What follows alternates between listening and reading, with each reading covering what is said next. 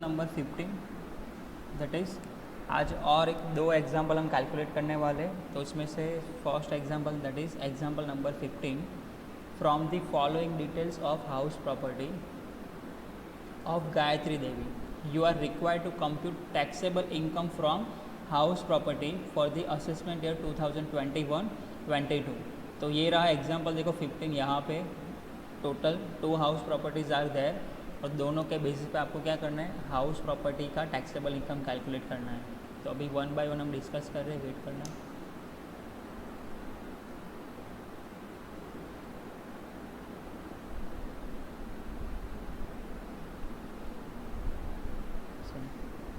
तो देखो सबसे पहले आपको क्या दिया, that is annual value as per the municipal record, that is municipal value दिया आपको।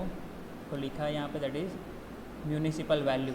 2 हाउस प्रॉपर्टी है तो दोनों का हम कैलकुलेशन करेंगे, दैट इज़ 30,000 एंड 60,000। उसके बाद देखो फेयर रेंट, तो फेयर रेंट भी प्रोवाइडेड है, दैट इज़ 44,400 एंड 57,600।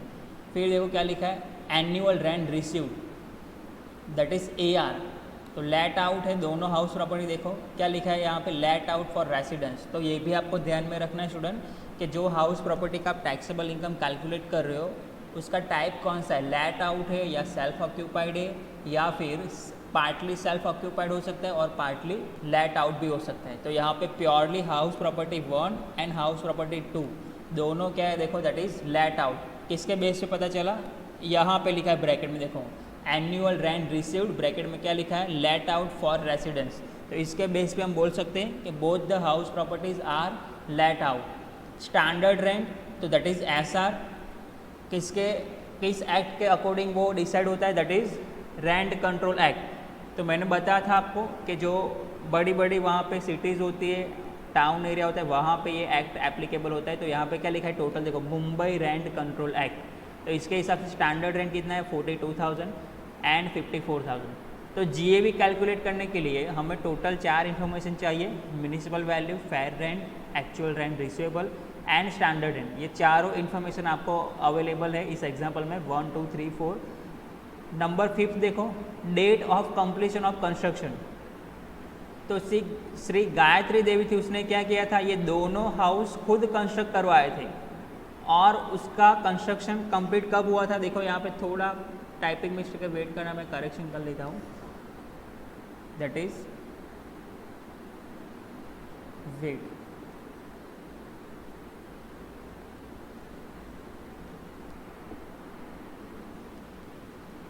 ओके। इसको स्टूडेंट यहाँ पे देखो, दैट इज 31 मार्च 2017 कंसिडर करना। बाय मिस्टेक यहाँ पे 13 लिख दिया है, तो consider it 31 March 2017। And second क्या है यहाँ पे देखो, दैट इज़ 31 मार्च 2018। तो ये कंस्ट्रक्शन कब कंप्लीट हुआ था ये हाउस प्रॉपर्टी का, ये आपको इन्फॉर्मेशन दी है, okay. Municipal tax during the year paid हुआ था, उसकी इन्फॉर्मेशन दे। देखो आपके लिए रिलेवेंट प्रीवियस ईयर कौन सा है स्टूडेंट, दैट इज़ 2020-21। तो 2020-21 में कुछ म्यूनिसिपल टैक्स क्या होता है, देखो यहाँ पे लिखा है पेड, पर कौन सा म्यूनिसिपल टैक्स है वो हमें देखना पड़ेगा। तो अर्लियर प्रीवियस ईयर, तो कोई स्टूडेंट मुझे बताएगा प्रीवियस ईयर के भी आगे के प्रीवियस ईयर्स के म्यूनिसिपल टैक्स पेड दिए, तो क्या ये डिडक्शन कर पाएंगे, GAV में से इसको माइनस किया जाएगा, नहीं किया जाएगा, बताओ।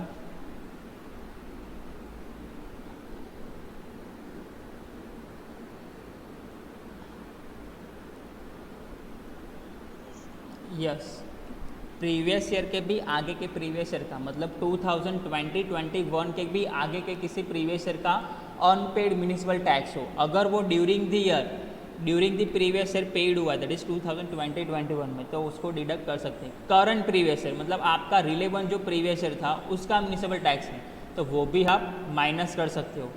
पर ये स्टूडेंट मुझे बताओ, क्या ये वाला माइनस मिलेगा, next previous year in advance municipal tax paid by owner और असेसी, क्या इसको रिड्यूस कर पाएंगे, यस और नो? No, okay. मैंने आपको ये नोट्स भी लिखवा था, पूरा डिस्कशन किया था हमने। फिर देखो इंश्योरेंस प्रीमियम पेड, तो इसके लिए कौन सा डिडक्शन मिलता है, कोई मुझे बताओ कौन सा डिडक्शन मिलता है इंश्योरेंस प्रीमियम के लिए।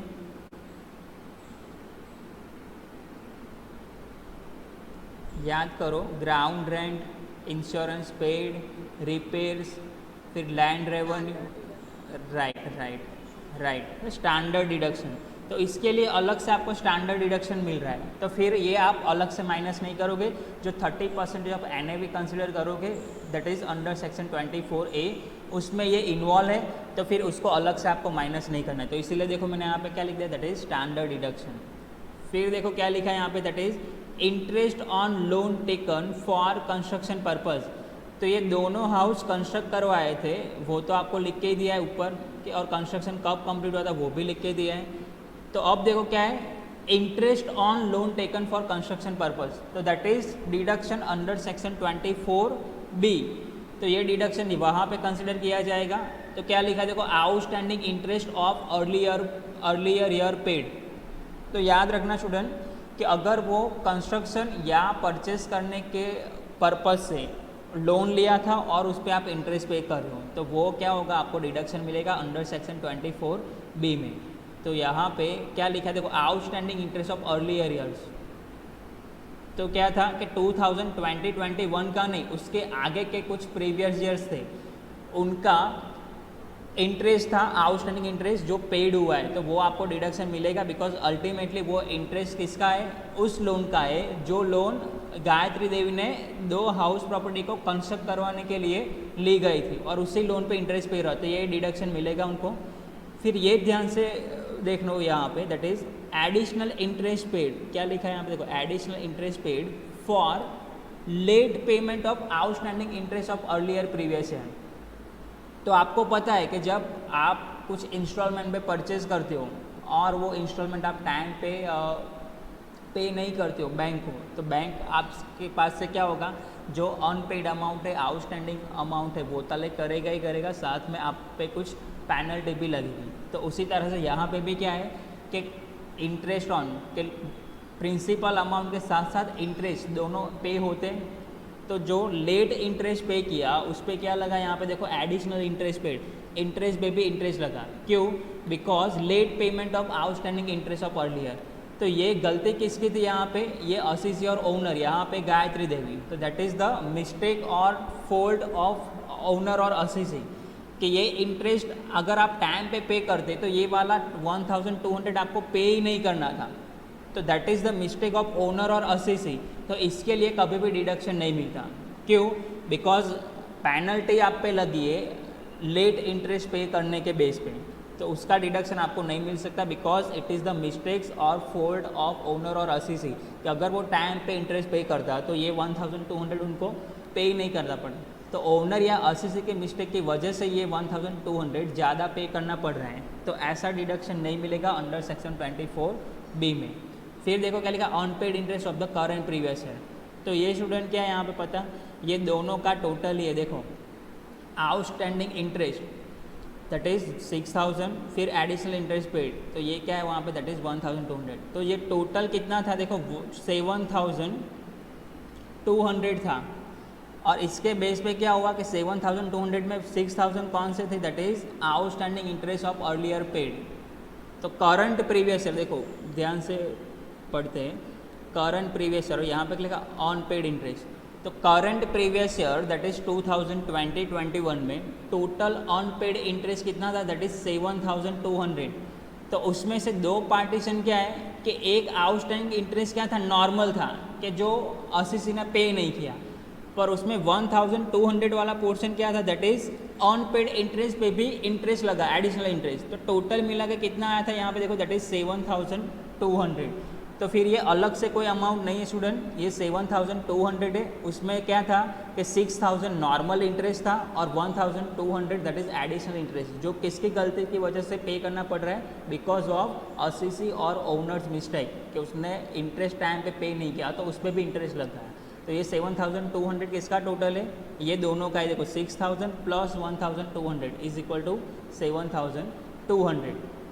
फिर देखो यहाँ पे स्टार किया है, तो स्टार में include additional interest of ₹1200।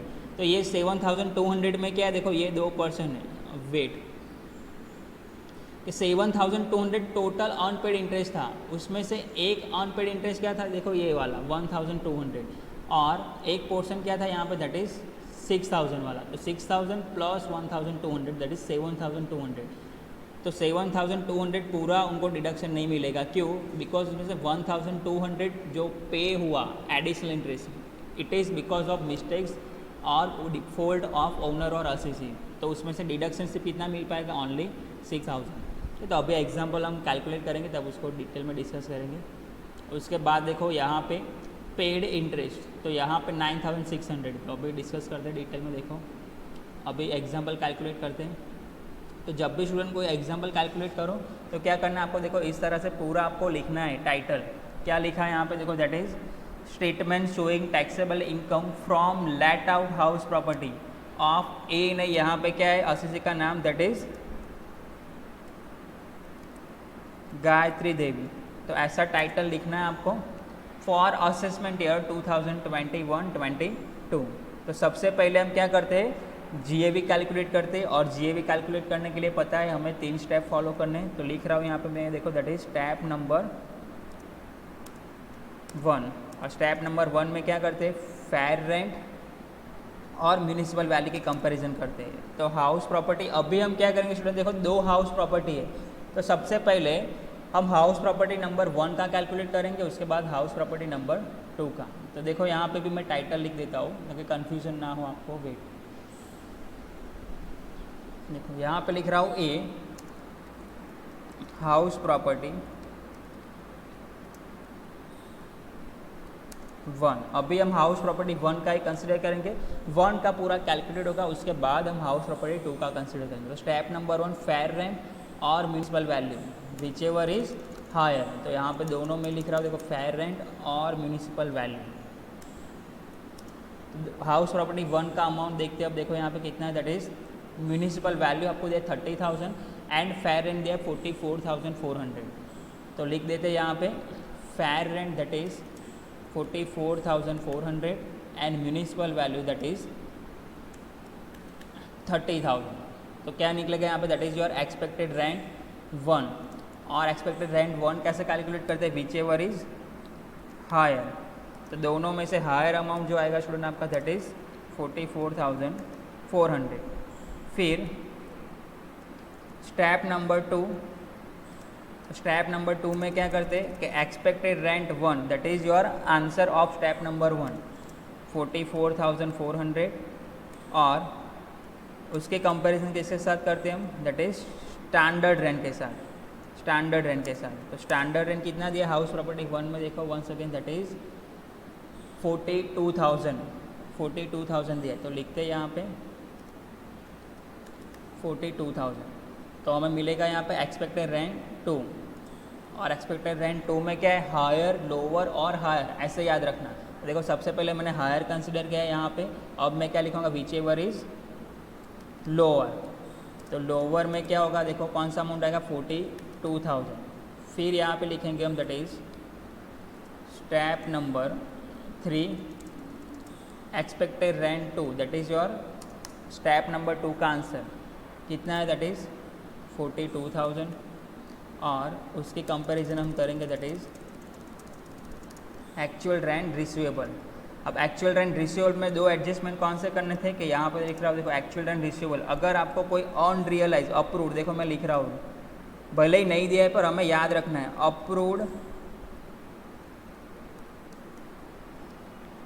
Approved unrealise rent minus करना है, और क्या करना है? Cost of amenities provided by owner to assessee. तो अगर ये 2 इन्फॉर्मेशन एग्जाम्पल में प्रोवाइडेड होती तो वो हम ARR में से माइनस करने के बाद लिखते हैं। पर देखो दोनों में से एक भी इन्फॉर्मेशन प्रोवाइडेड नहीं है कि वहाँ पे ना तो कॉस्ट ऑफ अम्यूनिटीज़ या cost of facilities provided by owner to tenant वो भी अवेलेबल नहीं है, एज वेल एज वहाँ पे अनरियलाइज रेंट के भी इन्फॉर्मेशन नहीं दी, और वो भी कौन सा? यहाँ पे बाय मिस्टेक लिखा। वेट, क्या लिखना था यहाँ पे? Cost of amenities provided by owner to tenant. दोनों में से कुछ भी नहीं, तो ARR जो भी आएगा वो डायरेक्टली लिखेंगे। तो देखो क्या है? एक्चुअल रेंट रिसीवेबल 48,000 दोनों के केस में। तो लिख फर्स्ट हम हाउस प्रॉपर्टी 1 का कंसिडर कर ले तो दोनों में सेम है, तो हाउस प्रॉपर्टी 1 का भी हम लिखेंगे यहाँ पे 48,000। तो क्या आएगा आपका, दैट इज़ एक्सपेक्टेड रेंट 3, और आप बोल सकते हो दैट इज़ योर GAV। तो कितना आएगा GAV, देखो क्या कंसिडर करें, हायर, लोअर और हायर। तो अभी हमें कंसिडर करना है whichever is higher amount. तो आंसर आएगा आपका दैट इज़ 48,000। फिर देखो लॉस ड्यू टू वैकेंसी दिया होता तो वो यहाँ से माइनस करते, तो लिखते हम भले नहीं दिया, देखो लॉस ड्यू टू वैकेंसी। तो वैकेंसी कुछ दिया नहीं आपको, तो क्या कर सकते हो आप, देखो 0 एज्यूम कर सकते हो। तो GAV आपका दैट इज़ 48,000। अगर GAV loss due to vacancy दिया होता तो इसको हम क्या बोलते हैं student, that is gross GAV। देखो मैं यहाँ पे लिख रहा हूँ ग्रॉस GAV। फिर लॉस ड्यू टू वैकेंसी अगर दिया होता तो उसमें से माइनस करते, पर यहाँ पे कुछ भी अमाउंट नहीं, तो लिख रहा हूँ मैं 0 और 48,000 में लिख रहा हूँ यहाँ पे, that is your final GAV। तो ये स्टूडेंट स्टैंडर्ड फॉर्मेट है हाउस प्रॉपर्टी, किसी भी लेट आउट हाउस प्रॉपर्टी का, याद रखना किसी भी लेट आउट हाउस प्रॉपर्टी का GAV कैसे कैलकुलेट होता है। तो ये स्टैंडर्ड फॉर्मेट है, अगर इतने स्टेप फॉलो करते हो तो इससे कुछ भी नया नहीं आएगा। तो वेट करना, अभी थोड़ा यहाँ पे मुझे स्पेस थोड़ी मैनेज कर लेता हूँ। ओके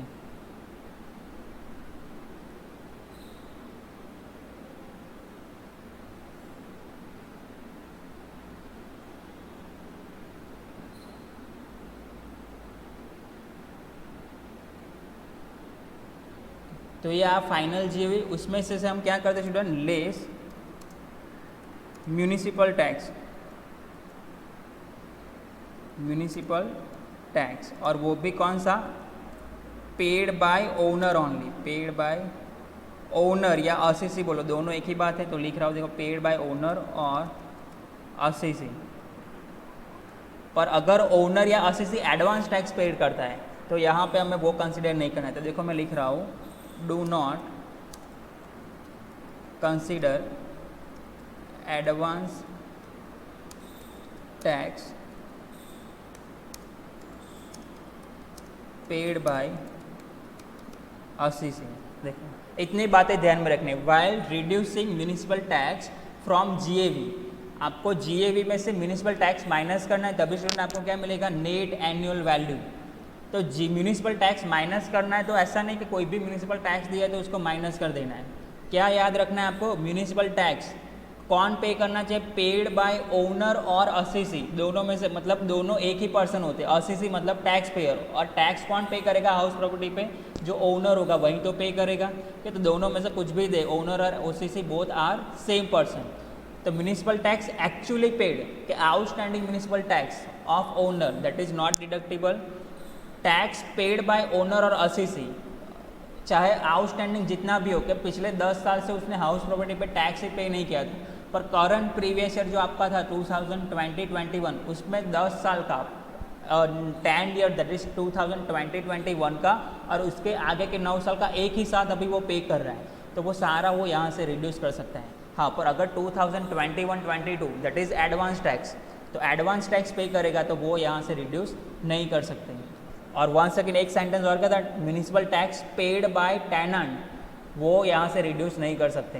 क्यों, बिकॉज यहाँ पे देखो लिख रहा हूँ one second, municipal tax do not consider advance tax paid by assessee और ओनर, एंड और क्या कंसिडर नहीं करना है आपको यहाँ पे, that is tax paid bye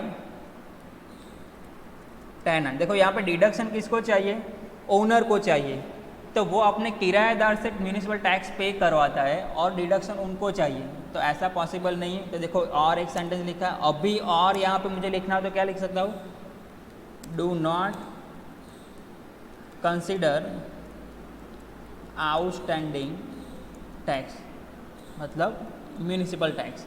तो इतनी बातें याद रखनी है आपको जब भी आप म्यूनिसिपल टैक्स माइनस करो। तो एग्जाम में ये सब कुछ लिखने की ज़रूरत नहीं, पर अभी मैं क्यों लिखवा रहा हूँ आपको, ताकि याद रह जाए आपको, बार बार अगर रिवाइज करें हम तो। बाकी ये सारी बातें मैंने 2-3 बार आपको प्रीवियस लेक्चर्स में भी बताई है। तो अभी देखो इसके हिसाब से अब स्टूडेंट मुझे आंसर देंगे, हाउस प्रॉपर्टी 1 में कौन सा टैक्स मैं कंसिडर करूँ, यस और नो आंसर देना। अर्लियर प्रीवियस ईयर के आगे का टैक्स, क्या लिखा है ऊपर देखो, ध्यान से सुनना जो मैं बोल रहा हूँ, म्यूनिसिपल टैक्स पेड। तो वन सेकेंड सर, यहाँ पे paid by owner, paid by assessee या पेड बाय टेनेंट ऐसा कुछ लिखा नहीं है। तो मैंने प्रीवियस लेक्चर्स में भी बोला है कि when question remain silent about certain thing, तो आपको क्या करना है, पॉजिटिव थिंग एज्यूम करनी है ओनर्स के पॉइंट ऑफ व्यू। तो यहाँ पे अगर म्यूनिसिपल टैक्स पेड दिया है then you can assume that it is paid by the owner और असिसी। जब तक आपको लिख के ना दे कि municipal tax paid by tenant, तब तक आपको क्या कंसिडर करना है उसको, municipal tax paid by owner और असिसी। हाँ, क्लियरली स्पेसिफाई कर दे कि municipal tax paid by tenant, तब भी उसको इग्नोर कर सकते हो। तो दो कंडीशन याद रखनी है कि सीधा सीधा लिख के दे दे कि municipal tax paid by owner और असिसी, तो सिंपल है, तो वो माइनस करना ही पड़ेगा। या फिर सिर्फ इतना दे कि म्यूनिसिपल टैक्स पेड, तो ऐसा तो नहीं लिखा कि municipal tax paid by tenant, तो you can assume that it municipal tax paid by owner. तो देखो क्या लिखा है, म्यूनिसिपल टैक्स पेड। तो अब मुझे बताओ अर्लियर प्रीवियस ईयर के आगे के साल के कुछ म्यूनिसिपल टैक्स बाकी थे और 2020-21 में पे हुआ 12,000, तो डिडक्शन मिलेगा, यस और no?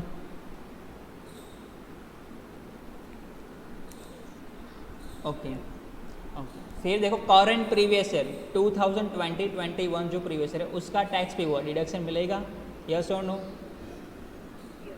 Okay. And last one है next previous year in advance. देखो अमाउंट तो नहीं मिलेगा, वैसे भी अमाउंट नहीं दिया, पर हाउस प्रॉपर्टी 2 में 12,000 लिखे, तो क्या वो माइनस करेंगे जब कैलकुलेशन करेंगे तब, यस और नो? ओके। तो ये याद रखना है आपको, सिर्फ इतना ही है बस, म्यूनिसिपल टैक्स जब भी कैलकुलेट करो माइनस करो, इतनी बातें याद रखनी है। तो 12,000 एंड 6,000 दोनों का टोटल मैं यहाँ पे देखो अंदर लिख देता हूँ, यहाँ पे 12,000 प्लस 6,000, तो दोनों हम कंसिडर करेंगे, तो क्या आएगा आंसर, दैट इज़। और ये स्टूडेंट आप क्या करना, आउटर कॉलम में लिखना है ये सारे अमाउंट, देखो मैं लिख रहा हूँ यहाँ पे, वेट 48,000 और यहाँ पे लिखेंगे हम दैट इज़ 18,000। तो जीआई में से म्यूनिसिपल टैक्स माइनस करते हैं तो हमें कौन सा अमाउंट मिलता है स्टूडेंट, बताओ? Yes, NAV, that is right. तो यहाँ पे लिखते is equal to NAV, full form नहीं लिख रहा हूँ मैं यहाँ पे, आप समझ जाना, that is net annual value. उसमें से दो डिडक्शन में माइनस करने तो लिख रहा हूँ, देखो टाइटल दैट इज डिडक्शन, उसको टाइटल बनाते, देखो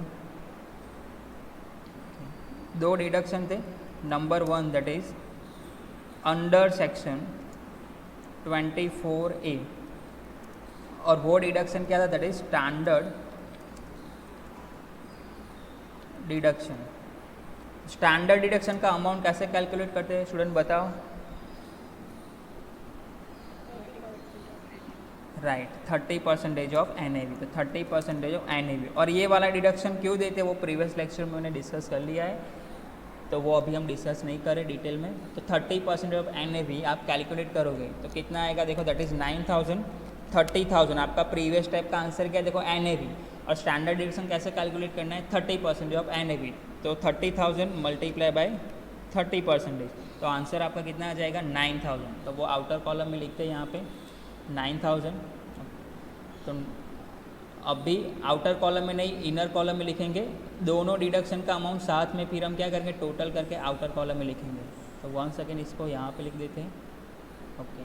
फिर दूसरा देखो number 2 that is under section 24B, और ये डिडक्शन किस पे मिलता है, interest on loan taken for 3 चीज़ के लिए, कंस्ट्रक्शन, जो हाउस प्रॉपर्टी का आप टैक्सेबल इनकम कैलकुलेट कर रहे हो वो हाउस प्रॉपर्टी ओनर ने या तो कंस्ट्रक्ट करवाई होगी, तो कंस्ट्रक्शन करवाने के लिए पैसे चाहिए, तो बैंक में जाके लोन लिया, और बैंक का प्रिंसिपल अमाउंट नहीं, याद रखना प्रिंसिपल अमाउंट पे करते हो बैंक को, that is not your deduction, पर लोन लेने की वजह से उस पर जो इंटरेस्ट अराइज हुआ, जो आपको इंटरेस्ट पे करना पड़ रहा है, दैट इज़ योर डिडक्शन। तो देखो इसलिए यहाँ पे क्या लिखा है, interest on loan taken for construction. तो कंस्ट्रक्ट भी करवा सकते हो या रेडीमेड परचेज भी कर सकते हो। तो देखो यहाँ पे लिख रहा हूँ एक्वायर करना या परचेज करना, या फिर रिपेयर का मतलब क्या होगा कि बहुत ही बड़ा आपने वहाँ पे चेंज कर दिया, कि कुछ हाउस प्रॉपर्टी का रिपेयर करवाने के लिए भी आप क्या करते हो 5 लाख 10 लाख या 15 लाख एक्सपेंस कर लेते हो। तो कैपिटल नेचर का एक्सपेंडिचर करते हो एग्जिस्टिंग हाउस प्रॉपर्टी में, तो वो भी रिपेयर करना बोलते हैं, और रिपेयर करवाने के लिए भी लोन लिया है और उस पर भी इंटरेस्ट पे कर रहे हो, तो वो भी यहाँ पे आपको डिडक्शन मिलेगा। तो ऐसे इन्फॉर्मेशन देखो एग्जाम्पल में दी, कहाँ पे दिए देखो इंश्योरेंस प्रीमियम, तो ये तो स्टैंडर्ड डिडक्शन में इन्वॉल्व होगा, अलग से माइनस नहीं करना है। नंबर 8 देखो interest on loan taken for construction purpose, तो outstanding interest of earlier total कितना था स्टूडेंट, देखो हाउस प्रॉपर्टी 1 का 7,200, उसमें से 6,000 क्या था नॉर्मल था outstanding interest of earlier year paid, और दूसरा क्या था कि लेट इंटरेस्ट पे किया, उसकी वजह से आपको एडिशनल इंटरेस्ट चार्ज किया गया। तो that is the mistake of owner और असीसी, वो ऑलरेडी हम डिस्कस कर चुके हैं। तो अभी हम क्या करेंगे, वी विल रिड्यूस ओनली 6,000, तो लिखते हैं यहाँ पे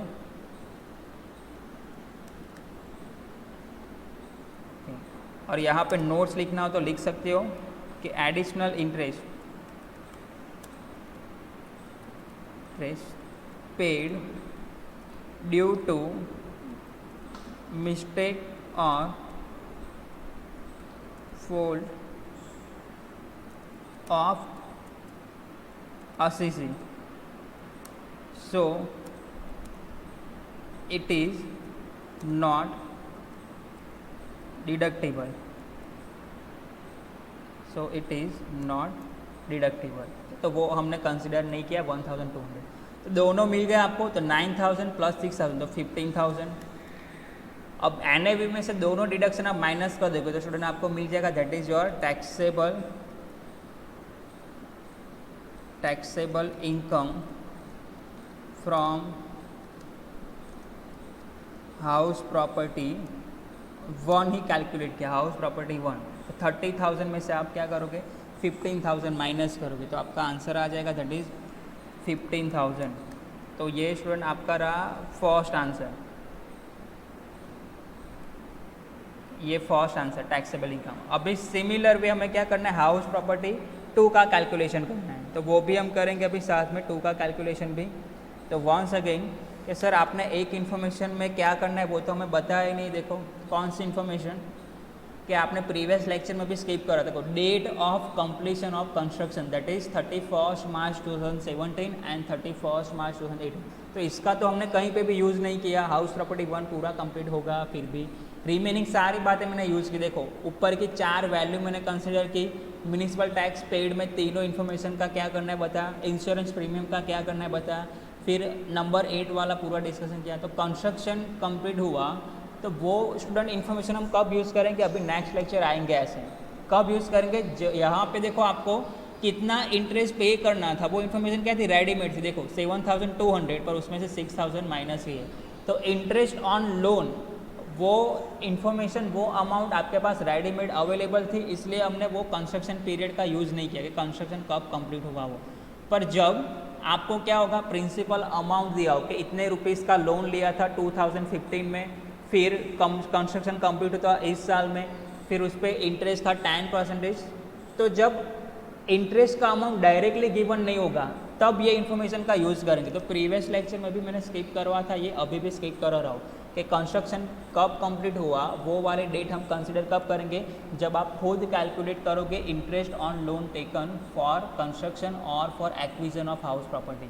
तो इसीलिए अभी इस एग्जाम्पल में भी वो रिलेवेंट नहीं है, because amount of interest on loan taken is given directly. तो अभी देखो दैट इज हाउस प्रॉपर्टी 2। तो अभी हम लिख रहे हैं यहाँ पे number B, that is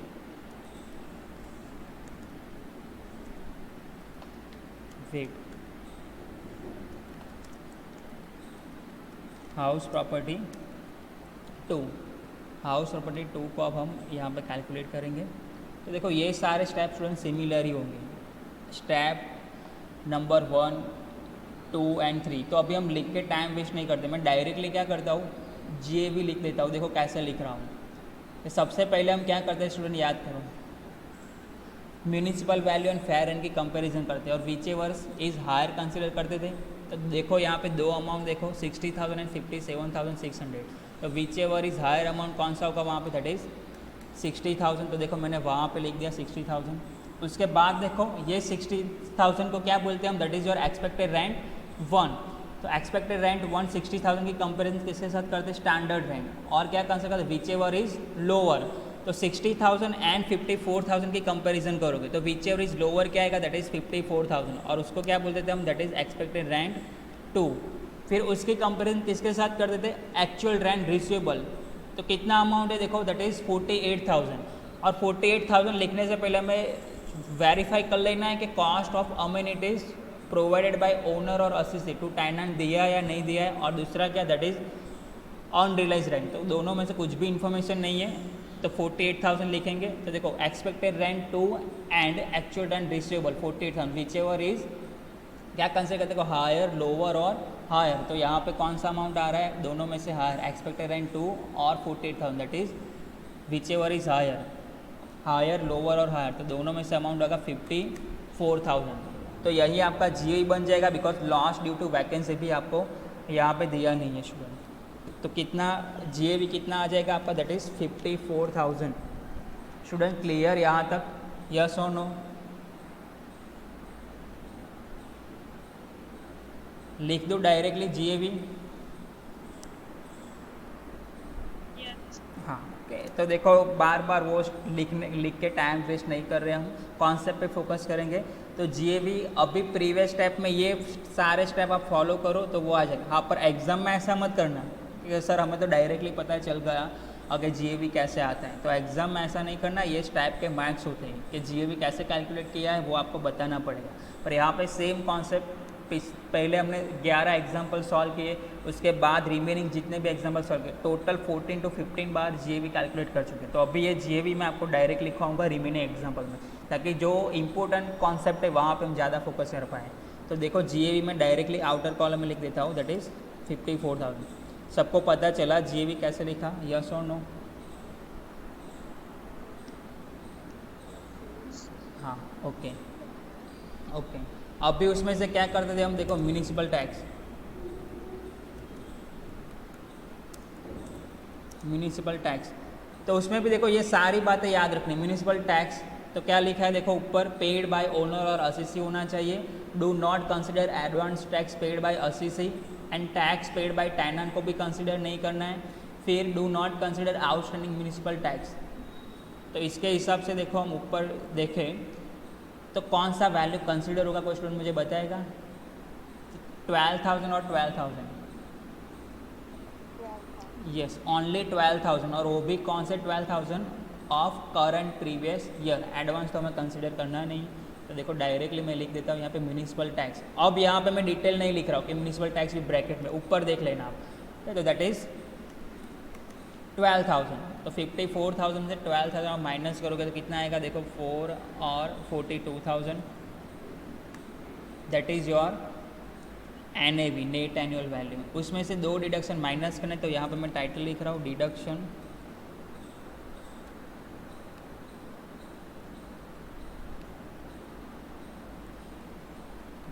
number 1 under section 24A, that is standard deduction. और वो कैसे कैलकुलेट करते हैं, 30% ऑफ NAV। और ये डिडक्शन क्यों देते हैं वो प्रीवियस लेक्चर में हमने डिस्कस किया था, 30% ऑफ NAV। तो NAV आपका कितना है देखो 42,000। तो 42,000 के 30% करते देखो 42,000 मल्टीप्लाई बाई 0.30, तो कितना आंसर आया देखो 12,600। तो 12,600 हम आउटर कॉलम में लिख देते हैं, सॉरी इनर कॉलम में। दोनों डिडक्शन का अमाउंट टोटल करके आउटर कॉलम में निकालेंगे। Number 2 that is under section 24B, और उसको क्या बोलते हैं, interest on loan taken for construction करवा सकते हो, या हाउस प्रॉपर्टी डायरेक्टली परचेज कर सकते हो, या फिर कैपिटल एक्सपेंडिचर रिपेयर के लिए भी आप लोन ले सकते हो। तो तीनों के लिए मिलता है। तो वंस अगेन देखते हैं एग्जांपल में, देखो क्या है, unpaid interest of the current, तो एक ही इंटरेस्ट दे, देखो unpaid interest of the current previous year. तो अब स्टूडेंट कन्फ्यूज, सर पे तो नहीं किया है, तो यहाँ पे पेड किया या नहीं किया डजेंट मैटर, एक्रूड हो गया है, आपको कभी ना कभी तो पे करना ही है बैंक को। तो म्यूनिसिपल टैक्स वाला कॉन्सेप्ट यहाँ पे आप अप्लाई नहीं कर सकते हैं। याद रखना, interest on loan taken for construction, purchase और रिपेयर, इसमें चाहे इंटरेस्ट करंट ईयर में आउटस्टैंडिंग रहा हो या फिर पे कर दिया हो, वो आपको ऑलवेज क्या करना है, माइनस करना ही करना है। तो उसमें फिर ऐसा मत लिखना कि सर म्यूनिसिपल टैक्स तो जब पेड करता है ओनर तब भी माइनस करते हैं, तो उसी तरह से इंटरेस्ट ऑन लोन वाला भी जब पे होगा तब माइनस करेंगे। देखो यहाँ पे क्या लिखा है, on paid interest of the current year. तो आप बोलोगे सर अभी पे कहाँ पे हुआ है, तो याद रखना म्यूनिसिपल टैक्स में वो कॉन्सेप्ट अप्लाई होते हैं, तो इंटरेस्ट ऑन लोन पे अप्लाई नहीं होते। तो यहाँ पे चाहे इंटरेस्ट ऑन लोन वाला अमाउंट आउटस्टैंडिंग हो या पेड हो चुका हो, अगर वो एक्रू हो गया है तो आपको माइनस करना पड़ेगा। तो 9600 हम यहाँ पे लिख रहे हैं, देखो इट इज़ 9600। तो उसके बेस पे देखो दोनों अमाउंट आउटर कॉलम में निकाल दे तो टोटल आएगा स्टूडेंट आपका दैट इज़ 22,200, 22,200। और फिर ये यहाँ से कॉपी कर लेते wait, that is taxable income from house property 2, कितना अमाउंट आएगा, तो 42,000 में से 22,200 माइनस करोगे तो आंसर आएगा 19,800। तो ये आपका आंसर आया 2। वेट,